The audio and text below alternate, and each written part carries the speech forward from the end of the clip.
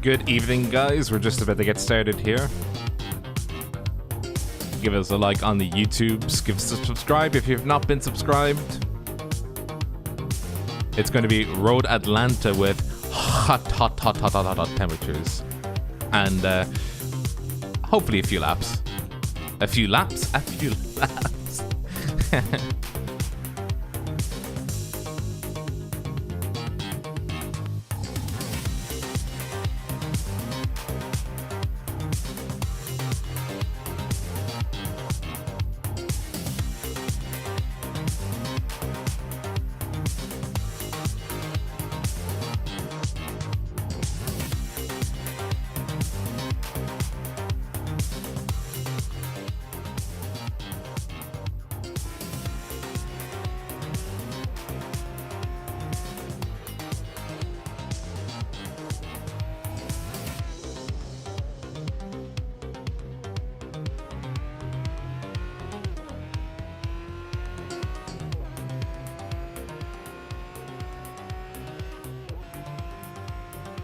Welcome everybody to the iRacing Fanatec GT challenge here at Road Atlanta. It is round 9 in season 3 of 2020.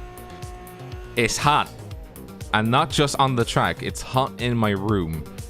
And I think in the UK and Irish rooms. Hello to all, also to my fellow Europeans. We're suffering together. I've got a fan aimed at me, but it's not doing too well.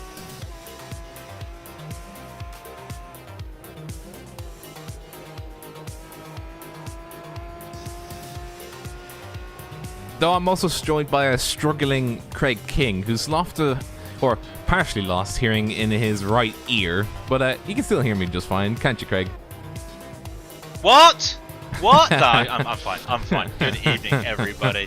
No, everything's fine. It's just a blockage. No, it's nothing weird. I said it was an ear infection Friday. I am incorrect, so that's good news. Anyway, Road Atlanta. It's 19 Celsius, 67 Fahrenheit, and a little bit of fun.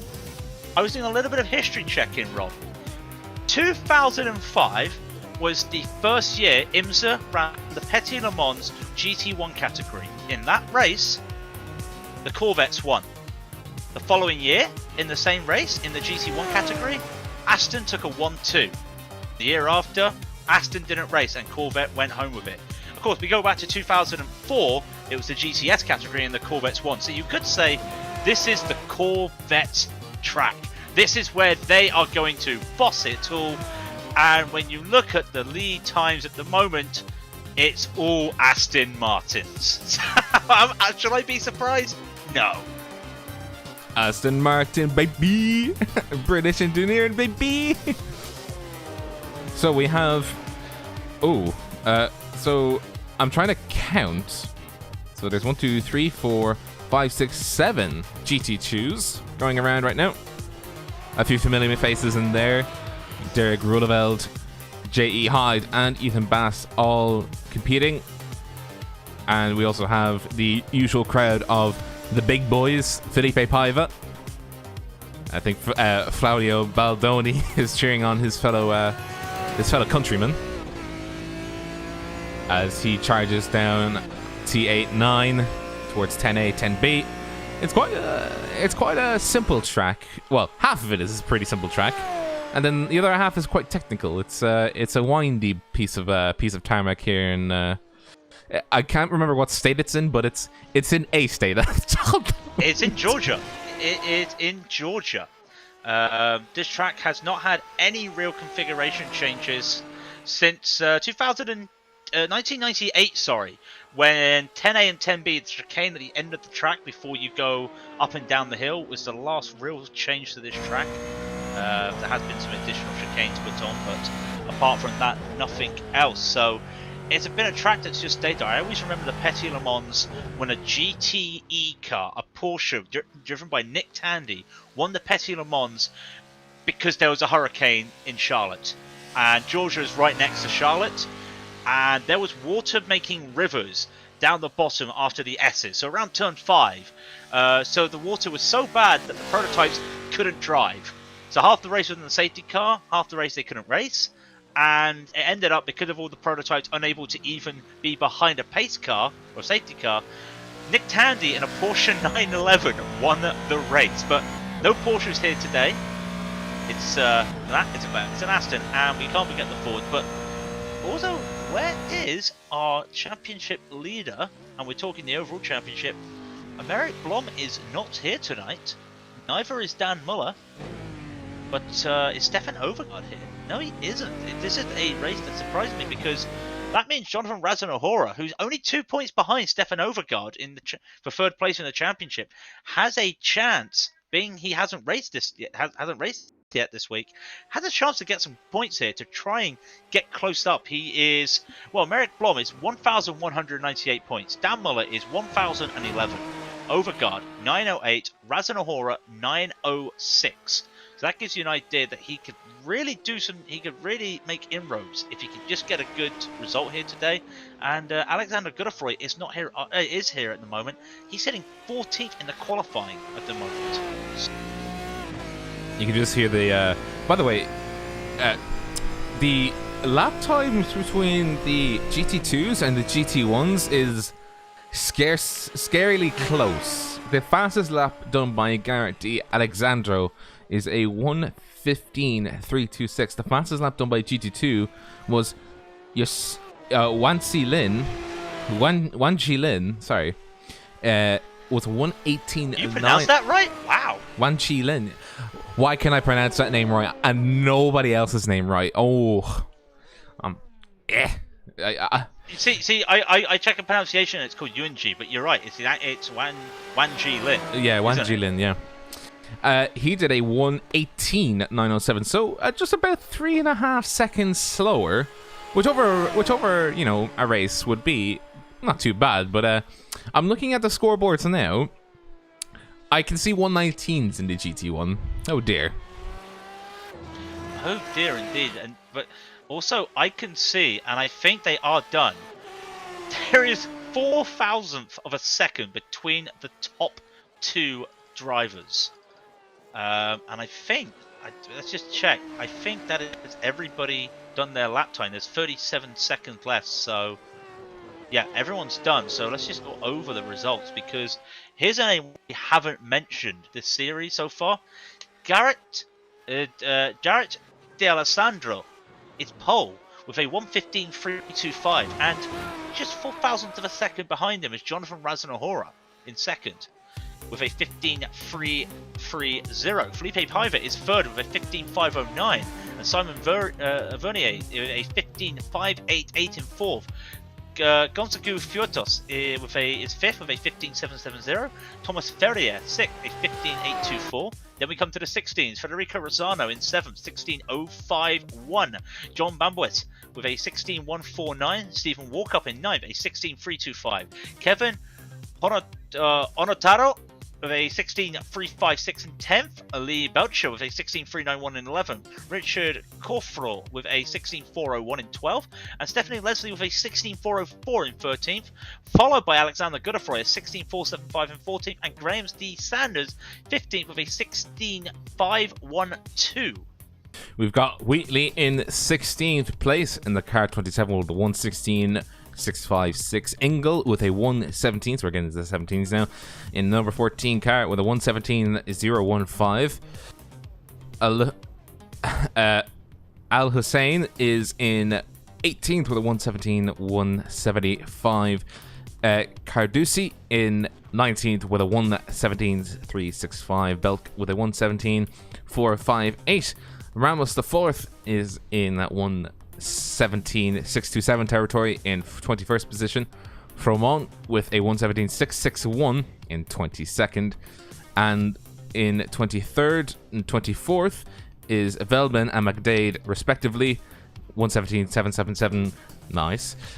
With a 119.123 for the 24th positioned guy. He'll be ahead of the GT2s, but we'll get into the GT2s now.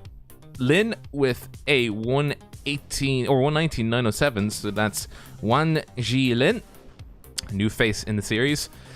Ethan Bass with a 119.208, so a very respectable time by himself.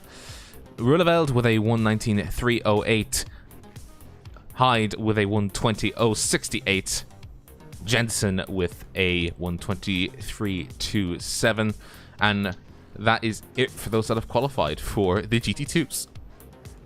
Yep, just to give you a rundown of those who did not qualify in the GT1s, Baeo will be 28th, McGowan 29th, Lofton the 2nd, 30th, Bridges 31st, and Greenblatt in 32nd. And for the Fords, just a couple, Thomas Blankenship 38th, and Mark Wilson 20. There are 20 Wilsons on the sim. That is a name I did not think there'd be a lot of Mark Wilsons for, if I'm honest. But those two, 38th and 39th respectively, as it's Road Atlanta, it's an old track, so it means, guess what? We get a full formation lap! Oh, nice. I love me some full formation. Well, I mean, I love it this one because it's got good camera angles. All thanks to the TrackCast 22 for allowing us to broadcast. For allowing us to broadcast these cameras. I appreciate it. And they're coming up past the S's. What are we expecting to see? What are we expecting to see here? Because we all know that it's going to be a bit of chaos. That turn 5 after the S's is blind. And if there's a wreck, you've got to be on your wits to know where that car is, and you've got to make a move. You have a very small window of opportunity to adjust where you are going into turn 5. Then you've got the mini straight down to T6, and then T7 all the way to T8, T9. Because America with their outposts, a little bend is called a turn. So the long straight will probably be your best overtaking chance, but you have to be careful going on the inside of turn 10A, because then you compromise yourself at turn 10B at the chicane. So you've got to be careful when you make that move there. And there have been Twitch clips, we have seen it, where someone will go 3 wide for no reason because they think they're faster, but it has happened. They just have to be on their best wits. And also, we were talking about how the Astons and the Chevys were kind of tied in their 2 meetings at Petit Le Mans around here. Well, it's an all Aston top 5 at the moment. In fact, and in the top 10, only 2 of them are Corvettes. I mean, they may not be in the top, well, they may not be high up on the grid, but you can still hear them from a mile away, and I think that's what counts as they're coming around. I can't hear them today. Yeah, well, you can't hear them. I certainly can. It's the car number 9 going to lead them off. Garth D Alessandro about to lead them off. He's slowing down for the final corner, coming down to turn 12. He goes. The green flag is waving. The car behind him is that Pivo? I'm just lost.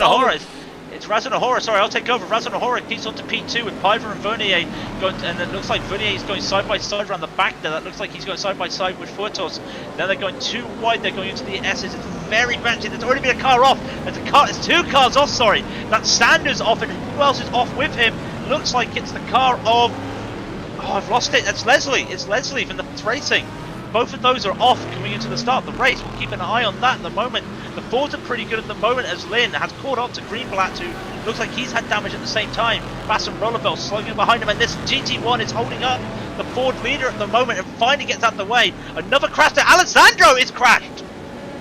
Godefroy was crashed. So it is the race leader crashed out at turn 5. I'm going to get the cameras onto him and see what on earth happened, because that's not... Nowhere to go. Oh! Nowhere to go. Sliding out the rear end coming through turn 5, and yeah, I think he's having to sit there as a mobile chicane and essentially have to accept that he'll have to start from the back.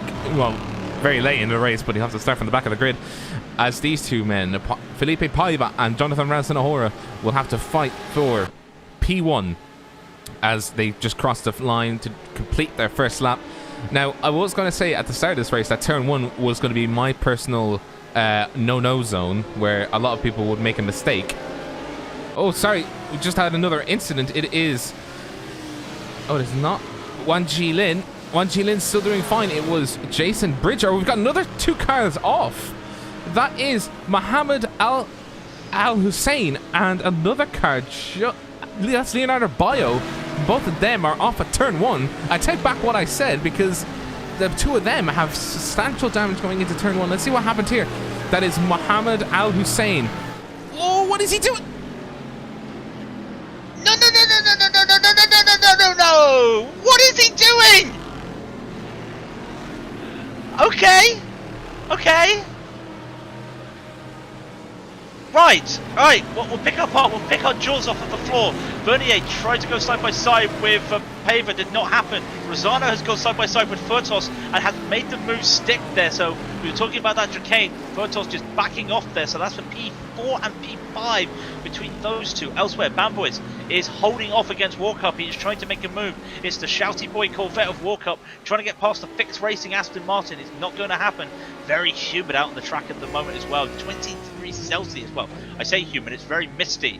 As they come around up the hill, down into the S's, we see them in a sharp turn 3, making every moment they can. Down into the S's they go. Bambois is making time up there as the Corvette does not have that turning ability, going around the top of the corner, keeping it all safe there. No accidents at the moment, but the leaders are still pulling away. They're in their own little battle at the moment, and Razanahora almost gets a 1 second lead. This would be like RS, and he's not going to get it. So Paiva will get some slipstream.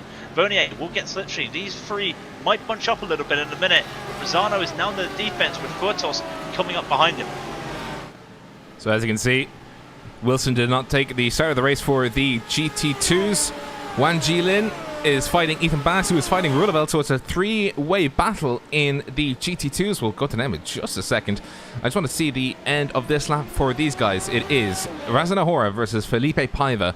So Razanahora is our boy in LMP1, but he's also now our boy in LMP, not 1, it's a GT1. Vernier's gone purple, by the way, and now it's Bambois who's gone purple.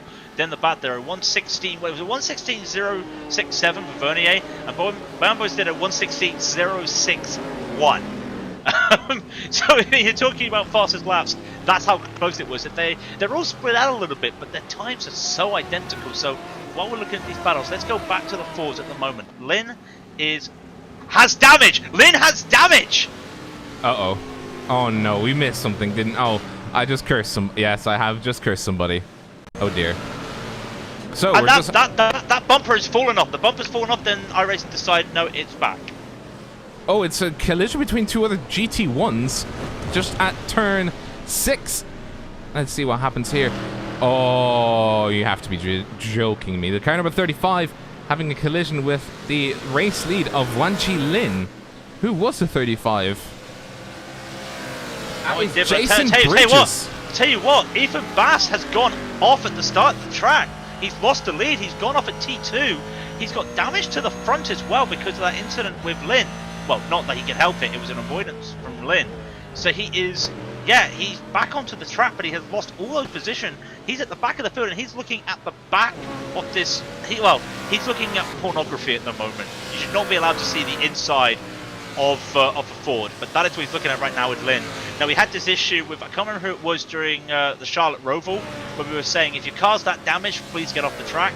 And Bass has just literally overtaken Lynn with no issues. Yeah, Bass has gotten very lucky with the amount of damage that he's, well, not gotten, but the GT2s really are very unfortunate. You know, that was in no part their fault. You know, they were just doing racing, and then the car 35 just gets in front of them and causes essentially a ripple effect of damage as Derek Rudeveld is essentially running away as the car in second place, Hyde, is attempting to catch him. It's 2 seconds back, though, as we're looking at car number 7 of Jonathan Razanahora fighting Felipe Paiva. 1.1 seconds separate the two of them at the moment. Coming through turn 10, turn 10B, and turn 11. Sweeping right-hander as they come into 12. Ooh, holding on to dear life, really, as you're coming around. And it is... I'll declare it as a... Ooh, sorry, I just thought that Paiva... He was playing tricks on me. I thought he had actually lost the car coming into turn 1. He seems to have held it. He's 0.8 of a second behind Jonathan Razanahora, and he's chasing him down. This is what he sees, by the way. This is what Felipe Paiva sees in his car. A green, white, and dark blue speck. That is the number 7 car. 7 versus 1. You can't make any number jokes here because 6, 8, 9. I'll still try and make it. I'll still try to make it anyway. You want to do about 6, 8, 9? Oh, come on. Fuertos is holding on to P4 at the moment. Right behind him, half a second. If Bad Boys didn't make that mistake, it would have been closer. He's trying to catch Fuertos. He's lost a lot of time because of that move, going down into T7. But now he's on the defensive. Rosano is going to be swinging up to the side of him. Walkup is waiting for these two to make a move. Rosano's just going to take this easily. That's going to be the position gain. So Rosano takes P5. There's no 6, 8, 9 right here. 4th, 5th, 6th, and 7th are just a second behind each other. And Walkup's going around the outside of the final corner, on the inside, sorry, of Bamboys, and gets the move done. So Bamboys, with that mistake trying to go for Fuertos in the wrong, in my opinion, the wrong corner, turn 7, has lost 2 positions, went from 5th down to 7th. But Fuertos is now 1.7 up ahead of him. And no! Sorry, just to cut across. I just saw Felipe Paiva moving into first position at turn 1, and then he catches up to a GT1 and then hits the... How did he survive? Okay. iRacing? What's going on? I gotta look at this myself. I gotta look at this myself. There's no damage on that car. What? iRacing. What's going on? Can somebody clip that? Yeah, can somebody clip that? Because I want to send that in and see, can we get another clip? Razanahora and Simon Vernier going side by side, coming into turn A and B, and Vernier has now got his chance to make a claim to first position. Felipe Paiva obviously having to, clean himself up, go. Well, have you seen the damage on Razanahora? Sorry, have you seen the damage on the front of Razanahora's car? He has got damage, and you can tell he is losing time right now. A 1:19.5 was his last lap. That is a lot of damage on the front of that car, and that will be affecting the drag. I mean, his wing's fine at the back. Just a replay, by the way, of Anthony Fremont. Just seeing what happened to him. He brakes fine coming into 10, turn A. I think.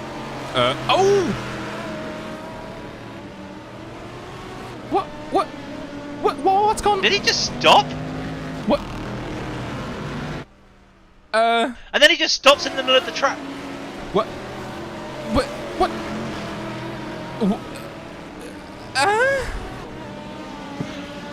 Well, I know what Belcher's in the pits, by the way. Lee Belcher's in the pits. Not sure what that's for either, which I'll keep an eye out, but is he just towed? What's going on in this race? Oh no. Belcher had a moment on the start-finish straight. Alright, let's compose ourselves. It's a crazy race once again.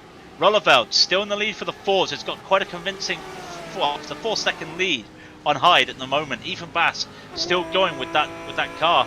He is 11 seconds behind Jensen. And I also noticed behind Ethan, 6 seconds behind him, is Piver.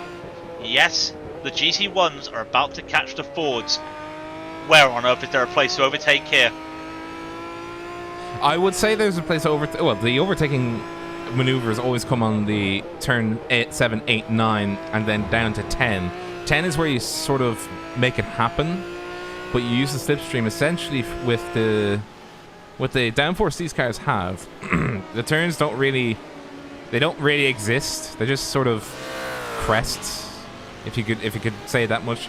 They're sort of just indications that the track is not completely 100% straight, but you're essentially accelerating from turn 7 all the way down to where your braking point coming into turn 10A, and this is where, if Felipe Paiva was having a tow, or that Simon Vernier was having a tow to Felipe Paiva, this is where he would try and make his move, but he doesn't.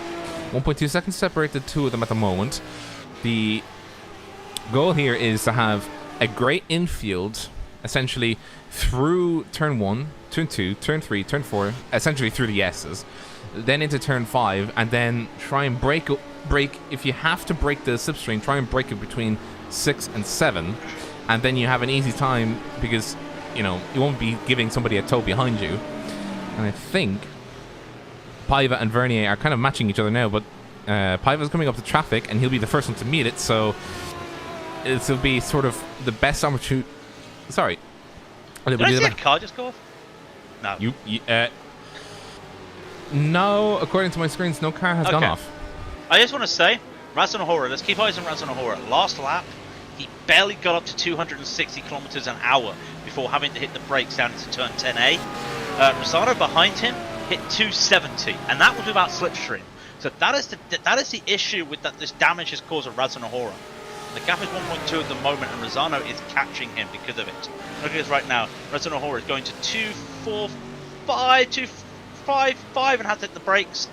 And yeah, Rosano's already at is at 272 before he hits the brakes. That's almost a 20 kilometer difference. And that, like I said, that's just because of that damage to the front of that car on Razonahora. So obviously he's not a happy chappy with the amount of damage he has, because he's not able to attack on the straights. He essentially has to use slipstream to actually keep up with a car, not to overtake a car. The cones are being murdered everywhere, by the way. Rest in peace to all the cones. You fought a valiant effort, but you're going to be sacrificed for the great entertainment that we see here. We're just coming up to halfway gone for the race. It is Paiva, Vernier, Razonahora, Rosano, Warcup, Bambois, Furtos, Wheatley, Belk, and I say Belk, and I say Ferrier, but Wheatley has actually dropped down 2 places, and he's being threatened by a third one. Alessandro, the car that was knocked off at the start of this race, he's in the background, but he got all the way back up to 12th. So he's coming at us with a vengeance, and he's driving the absolute socks off that car, which, I mean, fair play and kudos to him that he's doing that. And Russell Wheatley will probably be his first victim if he can catch up to the rear end. And there's the train of 11th to 8th at the moment. Yeah, just to give you an idea here, Belk has made up 11 places since the start of this race. Started 20th, is now 9th, sorry. We saw Wheatley, he had a slowdown. He missed turn 3. Let's get that turn 2 or turn 3 at the top. It is turn 3, the sharp right. So he missed turn 3, had to serve the slowdown, hence his slowdown. Razonahora is still holding off Rosano. And right behind Rosano right now is Walker. So all of a sudden, everybody's just getting drawn in. You know, it's like Grim Patron. Everybody get in here. That's what's happening right now in Georgia. As Walker, now he could make a move on Rosano, but Rosano's going to get slipstream of this unfortunately battered VEC Aston Martin. They come around turn 8. Oh, there's a spun forward in front of everybody, and another spun car. Who was that? That was Andre Kuba, a lapped car. So no one in the front, not to worry. And now they come down, but that has hampered everybody here, trying to get a good exit out of turn 7 down for the straight, which may not see a move here yet because Rosano is nowhere close. I say he's nowhere close. He's just caught up like DRS. He wants to make the move, but yeah, just a little bit too far back there. It's going to be holding back, and Well, usually we say all aboard the Dane train. Well, I think at the moment this is the all aboard the French shuttle. Well, the problem with... Hold on, he's making a move. Rosano is making a move into turn 1. He cannot hold it. They're going side by side into turn 1. Up into T2. No, he had to hold back, but now he's got Walk Up right behind him. And he has to take an inside line. That might be an off track. You have to be careful not to get hit in the back from Walk Up. It looks like a slowdown because Walk Up is going right by him. And that will be P4 for Walk Up. And now he's in the prime position, albeit 2 seconds behind now, to take on Razanahora. So this damaged Aston is holding on to P3 because everybody's fighting because they can't get past him. Poor Bambois, by the way, in the background, he actually lost. He was actually catching up to the rear end of the 3 cars that we're looking at right now, and he lost control in the S's and has to start all over again, really. And he's lost a place for his struggles of trying to not hit the cars in front of him. Paiva is leading the race by 3.5 seconds, by the way, and he's increasing the gap for every corner he takes. His last stop was a 1:16.530, and that is half a second faster than Vernier. But that is definitely not the race I want to be looking at, because I want to look at this shouty boy, or rather here. I know you can't hear your right ear, Craig, so I'll give you an approximation of how loud it is. It's loud.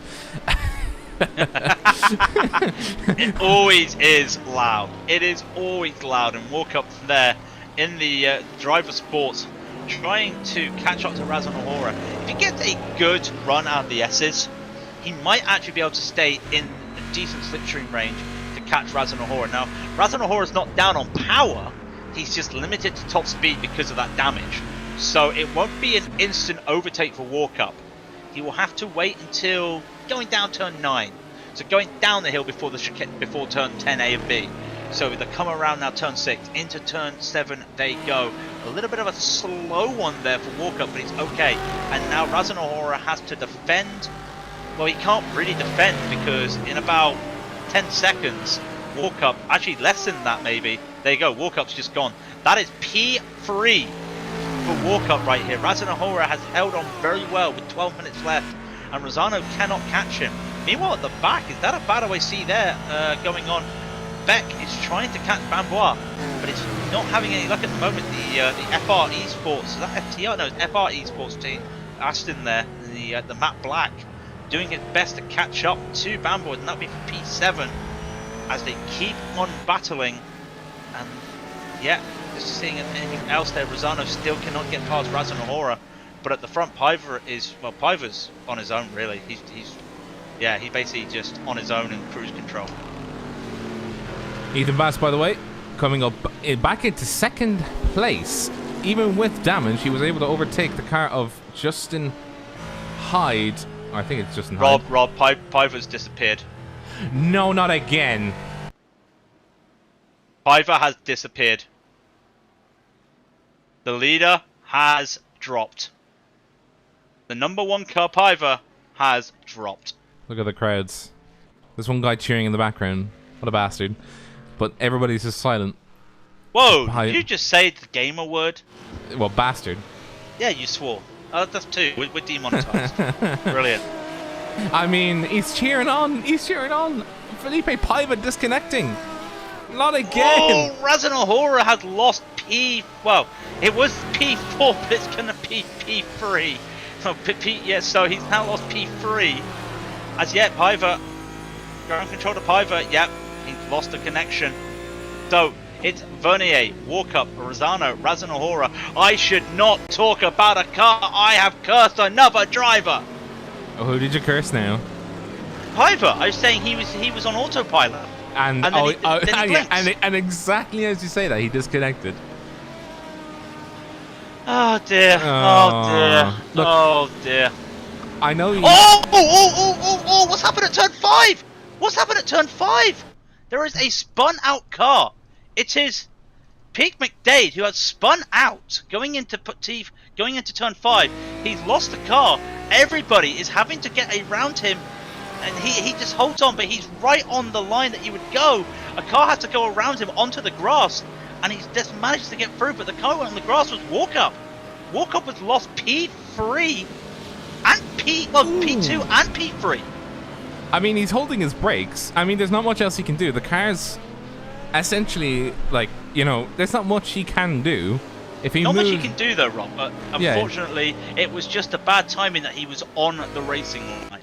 What else could they do? Everybody was able to lift the speed off and go around the inside. Walkup was the first one there, had nowhere to go, but right now he's going to get that P3 back though, because Razanahora is just so easy to get by with this damage. Going around the inside of turn 1 doesn't make it stick now. They're going side by side up to 2, into 3. Razanahora had the better line and Walkup might just have to yield. Yeah, he yields, but they're still side by side. Great corner there from Razanahora. Gets it into side by side down into the S's. Makes the move stick. He's got a Ford in front of him. That is Blankenship with the Fords. Will have to hold off a bit, but he has made that move. He's lost a bit of time though, trying to catch up or trying to overtake Razanahora. But at the same time, he's got past, and that is a key because, that is a key because now he's got open air. The next Ford up the road is 11 seconds for him, or the next lap car is 11 seconds. So he might be able to catch up to Rosano pretty quickly.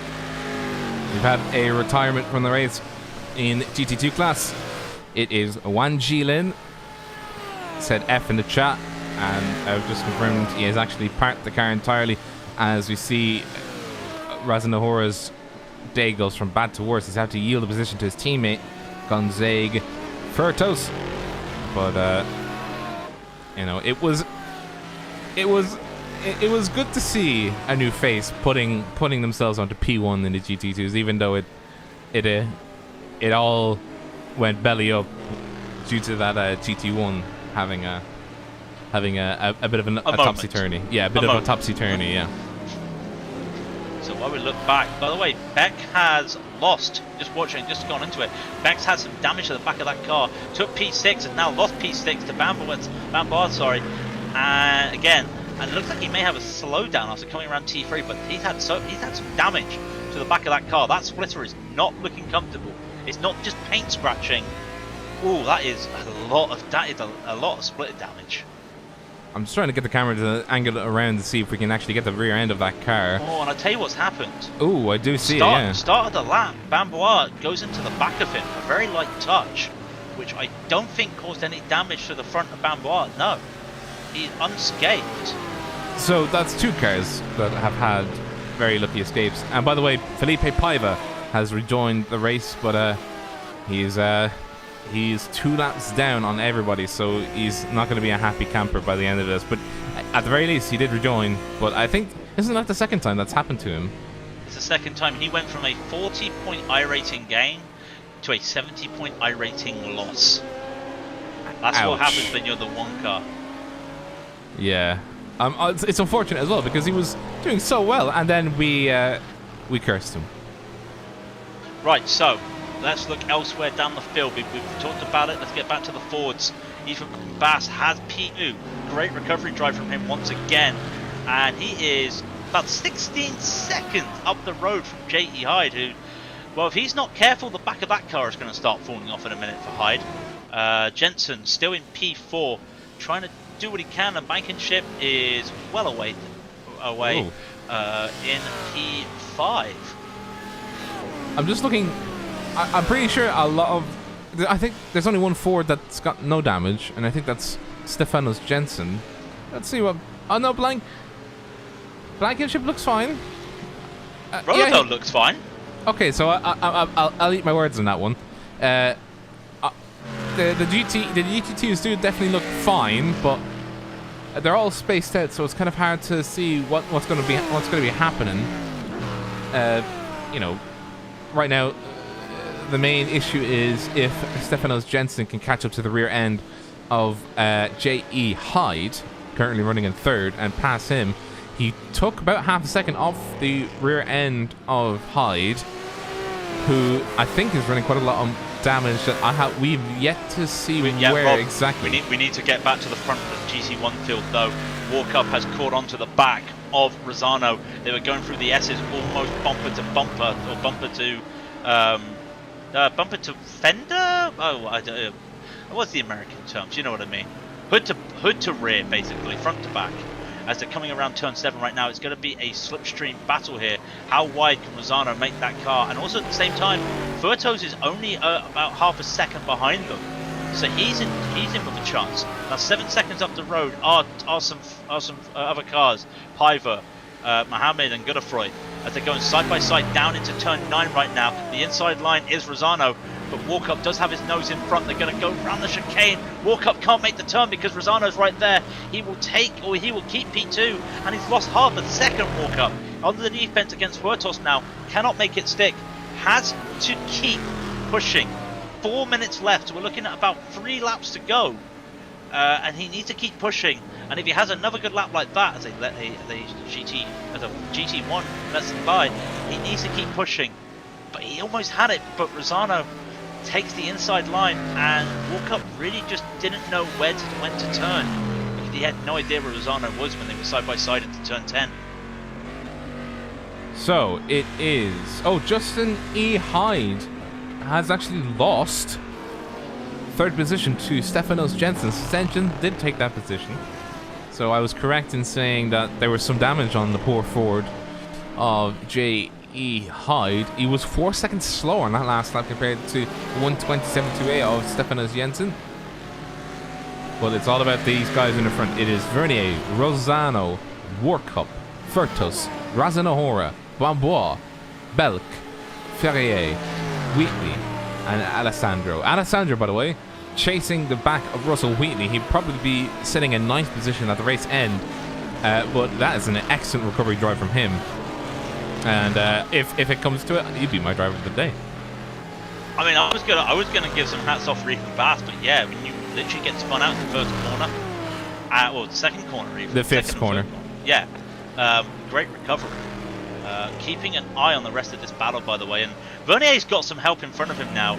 It's Piver with fresh tyres. He just let Piver go, so he's let Piver just clear the way for him. not in a bulldozer way, of course, but let him just go ahead and just not holding him up. Walkup still trying to attack Rosano. Rosano's got Lofton a second in front of him, so if Lofton does not let him by, he does. So there's no slipstream opportunity there for Rosano, so he won't have any help there. 0.4 of a second. Let's just see actually when they come around T7, because this is the straight we've all got to look at. Comes around T7, it's 0.5 of a second gap between Rosano and Walkup, and now it's a 1 second gap between Walkup and Huertos. Huertos has Razanahora to worry. Well, he doesn't really. Razanahora doesn't have any top speed. 0.5 of a second. When they cross the line in a minute, Vernier will have 2 laps to go when he crosses this line. 1:43 is left on the time. It's a 1:15 track. Walkup is catching and catching, but how does he catch and where does he overtake? Rosano is so strong with this defense at the moment at the chicane. Walkup has to be brave. So we just have the heli chopper. I have said that intentionally wrong, just for effect, but it's a heli chopper in the air. It is Walkup versus Federico Rosano, the number 12 versus the number 3. As they come through, you can see the car of... Oh, no. Hyde is making it really wide. Hyde is making it really hard. Sorry, I'll get my words out there. And Rosano almost had a bit of an issue. Sorry to interrupt. That was a bit worrying. I didn't realise the speed difference between the damaged Ford, and a GT1 there. The gap now as they cross is going to be... It's actually also a car that spun out in front of them, and that is Mohammed. Mohammed Al Hussein. Gets out of the way for both of them. The gap is now 0.2 of a second. Rosano will have to make a move when they come around turn 9. The little bend called Little Kink at turn 9. Where will he go? Because Walkup does have the idea to move here. Stelzen the dummy. He doesn't fall for it. Rosano's going to take the inside, and he has to yield again. They will take the white flag. Now Walkup is coming at Vernier side, coming around the last corner, takes the white flag, and these two are neck and neck. Rosano might have a bit of a wide bend. He actually holds up Walkup. Walkup had a run on it, but had to lift off a bit, otherwise he would have gone onto the back of Rosano.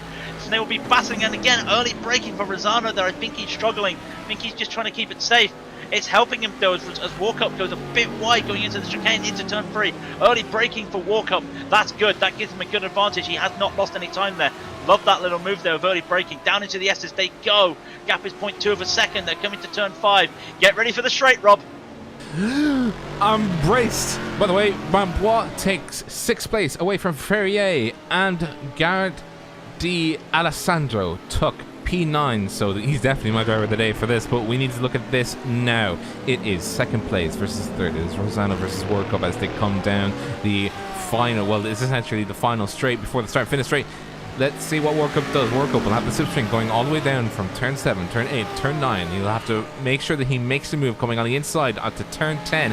He'll have to dive on the outside. Rosano makes it very difficult for himself if he sticks it all the way through the chicane. Oh!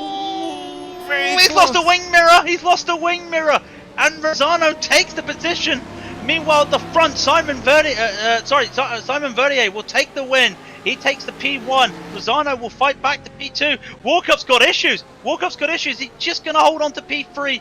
He does. Fuertes take P4. And Razanohora survives in P5. That was a tough one for Razanohora. And a tough one for Walkup there at the end. I do want to point out, by the way, that Thomas Ferrier had a bit of a moment when he was coming through the last corner. I want to see what happened to him. Let's see. He's chasing the car number 13 now, Jean Bombois. He tried looking up on the inside. He's fine. Oh, he rear ends and bang. He rear ends Bombois as they were coming through turn 12. Luckily, Bombois did not lose control, but Thomas Ferrier, well, most certainly did. Meanwhile, Derek Rolleveld takes the win in the Ford with Ethan Bath in P2. And Jensen, I have lost Jensen, but he would definitely P3 overall for the Fords. So a very quiet, well, apart from the usual chaos at the start of a race, a very quiet Ford race, if I do say so. Commiserations to this person, by the way, Felipe Paiva. Extremely upsetting to see that his internet went out, or that he lost connection through the race. He was leading it at one point with such a commanding lead as well, and honestly, he should have been the winner, but unfortunately, things outside of his control robbed him of that chance. Simon Vernier will roll up into victory lane. Oh wait, hang on, no, they don't NASCAR here, so it's not victory lane. He will just pull up into the pit stall and take his champagne and celebrate.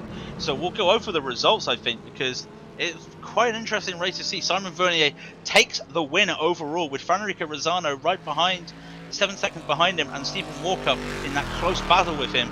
Just almost losing in there and almost losing P3 to Gonzalez Fuertes, who stays P4. Razanohora had damage early on, had to just hold off with the damage, hold off with a slow car, keeps P5. Great drive by him. Bambois takes 6th and Thomas Ferrier 7th. Jeffrey Beck makes 12 places up in 8th, but Garth D Alessandro 9th place. After spinning out on the first lap and being at the back of the field, he finishes 9th. Russell Wheatley takes 10th. Graham Sanders 11th. Ryan Ingle takes 12th. And Santiago Carducci takes 13th. Carlos Ramos takes 14th. Thomas Lee takes 15th. And that is the end of the drivers on the lead lap. Veldman takes 16th. Godefroy 17th. Lofton the second takes 18th. And we get then into the GT2s. Well, I'll just finish off. Felipe Paiva, after disconnecting, comes back into 19th. McDay 20th. Al Hussein 21st. Fromont 22nd. Magon 23rd. Kerbel 24th. Leslie 25th. That is Greenblatt 26th. Belchet 27th. Cawthraw 28th. Olsen 29th. And Honorato 30th. Bio 31st and Bridges 32nd. Bio, by the way, well, the victim essentially of a massive accident. Let me get into the GT2s as well. The GT2s, by the way, big shout out, by the way, to Wanji Lin. Hopefully this doesn't discourage you from continuing to race here in the iRacing Fanatec GT Challenge. Was absolutely great to see you on pole. I think everybody here will give their commiserations to the unfortunate accident that you had. Unfortunately, there's nothing I don't think you could have really done. But unfortunately for you, Roeleveld was lucky and was able to clinch first position, P1 for the GT2s. and Ethan Bass 5 seconds down the road behind him. And then every other GT2 is either lapped once or more. Jensen is the car 31, lone lap down. Blankenship is in 5th position, 2 laps down. Hyde, unfortunately with damage, was passed by Jensen and is a lap down. And you can just see the amount of casualties. Like, the sheer amount of casualties. And Wilson did not take the start. Yeah, it's a shame. A lot of casualties, just a lot of drama at the start there. Once again, I always say it, we can be cleaner, people. We can be cleaner. Just gives each other. It's a 30-minute race, and that's what really puts people on the back foot. Really want to be aggressive early on, and you can understand. And shout out to Lynn. Unfortunately, he's a spec racer 4 driver who races as well, so doesn't get a chance to race on the hot split, on the broadcast split every now and then. But it was great seeing you and great seeing some more people. We look forward to seeing more. Definitely seeing more of you guys, because it is fantastic. I just want to give you an idea of, well, not an idea. I want to give you the update of where we go next week, because we've been to Road Atlanta. And next week, we've been in a cold environment today in Georgia. We'll be going to the hot Barcelona next week for the Circuit de Catalunya. Craig, usually you're the person that nominates the driver of the day. I think I will. No, you can do it. Go for it. I definitely want to give it to... I was going to give it to Felipe Paiva, and then his internet died. And then... Oh, don't be like that. I won't be like that. I'll give it to both of them. I'll give it to Felipe Paiva, who, even after his internet went out, he came back and he put his bet foot forward, you know, and he just kept racing. That is a good spirit to have. So I'll give it to both him and this man. So car number 9, look it up on your data sheets. It is the FTR Esports car number 9 of Garth D Alessandro. So those are my 2 drivers of the day. Don't blame me whatsoever. Great drive from Alessandro. Losing that at the start, coming back to recover. And let's be honest though, okay, he had to get past a Ford, but that's still 30 cars he had to get by, and he got past 20 of them. So a great drive there by Alessandro to make the recovery. And it's nice to see the I'm confused, is it FR Esports? Because on the banner it says FTR, but to me that's FR Esports, and I hopefully it's to me it says FTR. If you look at the top banner on the top banner looks like FTR, then at the back it looks like FR, so I'm not sure, but I think it is FTR. It's for real esports.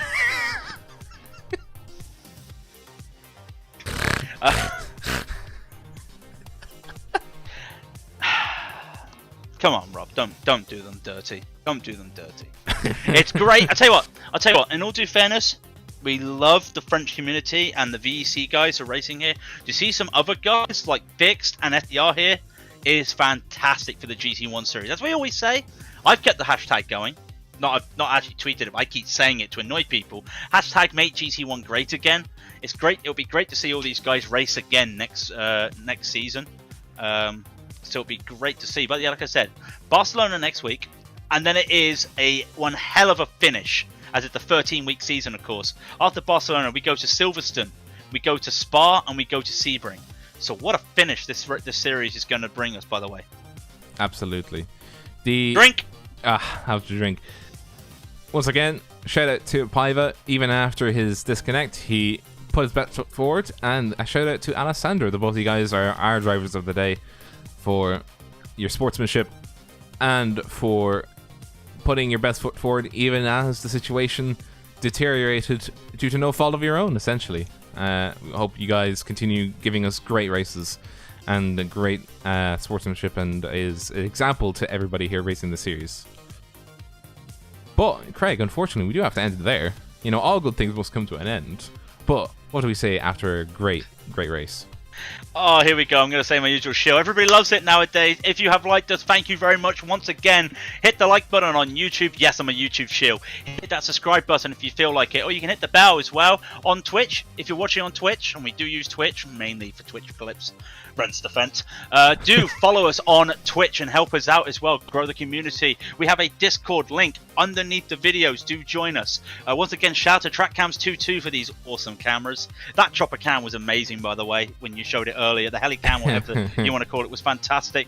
Do join us on the Discord. If you want to get involved in the Fanatec GT1 series, we can point you in the right direction, either to the forums or to the Discord with their fantastic community-based setups. It's great that the community run this, the community help each other. It's fantastic.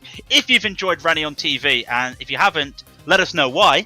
If you have enjoyed us, we will be back Wednesday night with the RSR World Series, the GT3 cars. 2 30-minute races. I can't remember where we're going again, but it's going to be great fun, as reverse split grids are always the same. Then Friday night, ILMS. That's going to be great fun again, followed by this next week at Catalonia. So do check us out for more races. I like all the comments as always. See you guys next week. Be sure to join us on Wednesday, Friday, and Sundays. And until then, have a great rest of your week. Get prepared for the Monday blues. Well, hopefully they're not too blue. And enjoy yourselves.